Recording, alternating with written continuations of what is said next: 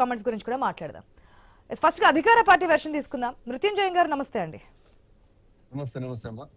మృత్యుంజయ్ గారు ఎట్లా చూడాలి పొత్తులు ఎత్తులు? సాధారణంగా శశి గారు చెప్పారు, అంతకుముందు నేను కూడా చెప్పాను, పదే పదే పదే పదే మీ నాయకుల మాటల నుంచి వచ్చిన మాటలే కదా, వ్యాఖ్యలే కదా, ఈ పార్టీతో పొత్తులో ఉంది, అసలు ఏంది ఇది రాజకీయమా అని చెప్పి. కానీ ఈసారి ఏంటి అసలు ఈ పొత్తులు చూస్తూ ఉంటే అసలు ఏ పార్టీతో ఉన్నారు, మేము ఎవరికి ఓటేసాము, ఇక్కడ ఏం జరుగుతుందని సాధారణ పౌరుడికి ఎవరన్నా తెలిసే అవకాశం ఉందంటారా? మీ అభిప్రాయం ఏంటి?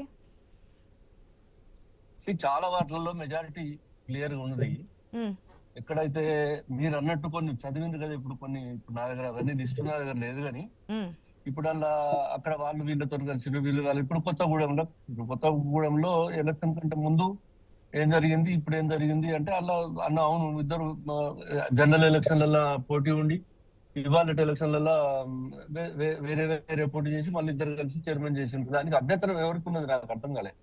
కొత్తగూడెం వరకు పక్కన పెట్టండి, ఓకే, సిపిఐతో వేరేగా ఉన్నారు, మళ్ళీ అక్కడ ఏ పొత్తులు వస్తాయి కూడా తెలియదు, కానీ లాస్ట్ కి పొత్తు పొడిచింది మిగతా ప్లేసెస్ లో. అవును, పొత్తు అంటే పొత్తు చూడమ్మా, ఎక్కడ ఇప్పుడు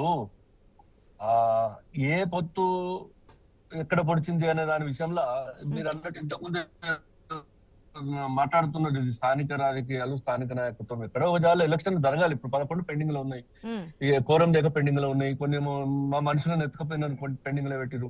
అది కాదు, ఇక్కడ మొత్తం రాష్ట్రం లోపల మేము ప్రధాన పార్టీలో మనం చెప్పుకున్నటువంటి పార్టీలకు వచ్చినటువంటి ఓట్లన్నీ సీట్లన్నీ ఇప్పుడు 1516 దాదాపు 1500 కౌన్సిలర్ సీట్లలో 700 సీట్లు టీఆర్ఎస్ కి వచ్చినాయి, 300-400 బీజేపీకి వచ్చినాయి, ఇక ఇంకో 200-300 జనరల్ గా వాళ్ళకి వీళ్ళకి వచ్చినాయి. అట్లా తర్వాత ఓట్ పర్సెంటేజ్ కూడా ఎంత వచ్చింది మీరు చూడండి ఒకసారి. 33% పైన ఓట్లు కాంగ్రెస్ పార్టీకి వస్తే తర్వాత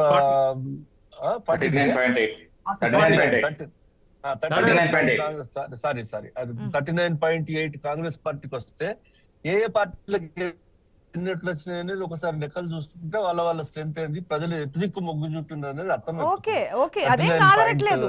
సాధారణంగా ఎలక్షన్స్ లో జరిగే పద్ధతి అదే కదా మృత్యుంజయం గారు.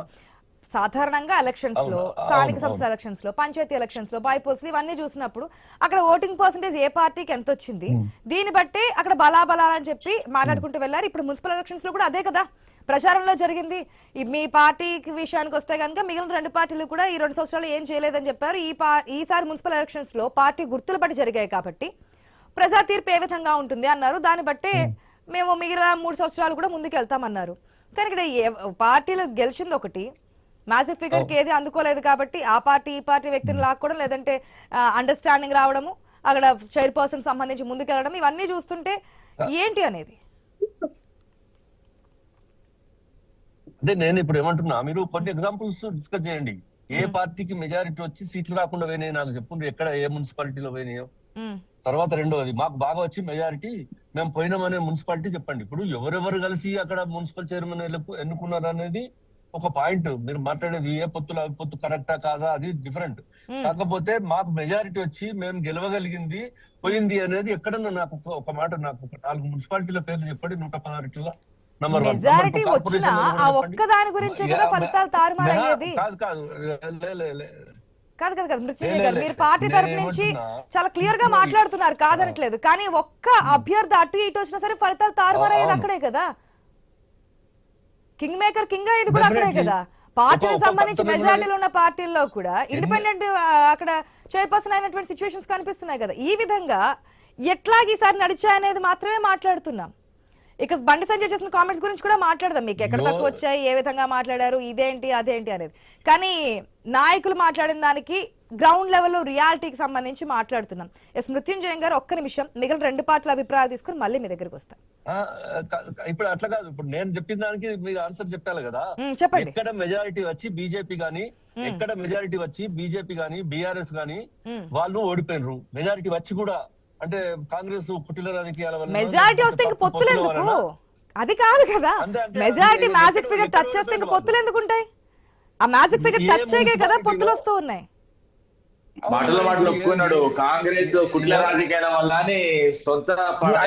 మీరు అంటున్నారు. లేలే కుటిల రాజకీయాల వల్ల కాంగ్రెస్ మా పార్టీలో ఓడగొట్టిందని మీరు అంటున్నారు కదా. ఎక్కడ అని నేను అడుగుతున్నా, ఎక్కడ మెజారిటీ వచ్చి మీ పార్టీలో ఓకే ఓకే ఒక్క నిమిషం.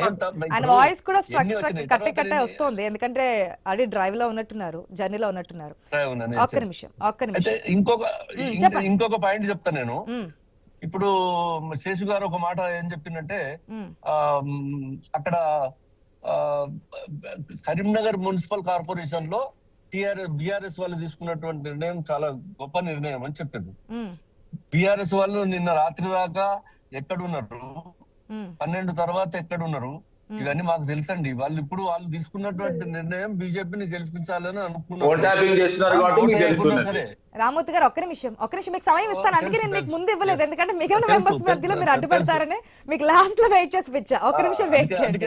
అడ్డుపడదు అది కరెక్ట్ కానే కాదు. అట్లా రామ్మూర్తి మాట్లాడద్దు కదా. అట్లా నువ్వు ఎంతసేపు అన్న మాట్లాడి నేను వింటా, నాకు అవసరం వచ్చినప్పుడే మరి ఇంతకు ముందు మీరు చెప్పిన పాయింటే కదా, కరీంనగర్ లో బీజేపీకి మెజార్టీ స్థానాలు వచ్చాయి కదా, కానీ అక్కడ బీఆర్ఎస్ ఓటింగ్ లో పార్టిసిపేట్ చేయకపోవడం కరెక్ట్ అయిన విధానం అనేది తప్పు అంటున్నారు. ఓకే ఓకే మీరు చెప్పిన పాయింట్ అర్థమైంది. నేను చెప్పాను, నాకు అర్థం కాలే మీకు. నేను చెప్పే పాయింట్ డిఫరెంట్. వాళ్ళ ఆబ్సెంట్ ఉండి అయితే బహిరంగంగా అన్న ఎలక్షన్లలో పోయి సపోర్ట్ చేసి చెప్పి గెలిపించకుండా బయట ఉండి గెలిపించారు. Logic simple. కొంచెం చూడండి ఏం జరిగింది. అవి కూడా ఆ 9 ఓట్లు కూడా లోపలికి పోయినట్టయితే కోరం డిఫరెంట్ అవుతుంది, మెజారిటీ డిఫరెంట్ అవుతుంది, అవి ఎటుపోతాయి ఎంత. అందుకొరకు ఏంటంటే వాళ్ళు బీజేపీని గెలిపించాలని చెప్పి బయట జరిగినటువంటి ఒక ఒప్పందం ప్రకారంగానే వాళ్ళు ఆబ్సెంట్ ఉన్నారు, బీజేపీ గెలిచింది. బీజేపీకి మెజారిటీ మాకంటే ఎక్కువ వచ్చినాయి, వాళ్ళు కార్పొరేషన్ గెలిచిండ్రు. అలా ఏం తప్పున్నది మేమేం కాదనలేదు కదా ఎక్కడ కూడా. కాబట్టి ఎక్కడనైనా మేము మా పార్టీ అధికారం ఉన్నదని చెప్పి వాళ్ళ ఇతర పార్టీలు, 2 ప్రధానమైన పార్టీలు అని చెప్పుకునే పార్టీలు, ఇవాళ భారతీయ జనతా పార్టీకి ఒక కార్పొరేషన్ వచ్చింది, ఒక మున్సిపాలిటీ వచ్చింది.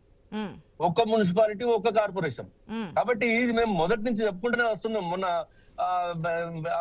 సర్పంచ్ ఎలక్షన్లలో అట్లనే జరిగింది, జూబ్లీ హిల్స్ ఎలక్షన్ జరిగింది, ఇప్పుడు కూడా చూసిండ్రు కదా, ఇప్పుడు కూడా చూసిండ్రు. కాబట్టి ఇదంతా ఎప్పుడో ఒకసారి ఏదో వచ్చినది అనేటువంటి మాత్రాన ఇక్కడ మాకేం లేదు, అధికార పార్టీకి అంత ప్రజలు వ్యతిరేకం చేస్తున్నారు అనేటువంటి విషయం తప్పు కాదు. ఇక్కడ ఇంకొక పాయింట్ ఉంది మీరు చెప్పిన దానికి. ఇంతకు ముందు ప్రెస్ మీట్ లో మాట్లాడినప్పుడు బీజేపీ రాష్ట్ర అధ్యక్షుడు రామచంద్ర ఒక క్లియర్ ఇండికేషన్ ఇచ్చారు, అంటే గత ఎలక్షన్స్ లో ఎవరు ఏ స్థానాల్లో ఉన్నారు, ఇప్పుడు ఏ స్థానాల్లో ఉన్నారు అనేది. దాని గురించి మళ్ళీ ఇప్పుడు టాపిక్ డిఫరెంట్ అవుతుంది కాబట్టి ఆ టాపిక్ కోసం మళ్ళీ మీకు దాని గురించి క్లారిటీ ఇస్తాను. ఒక నిమిషం.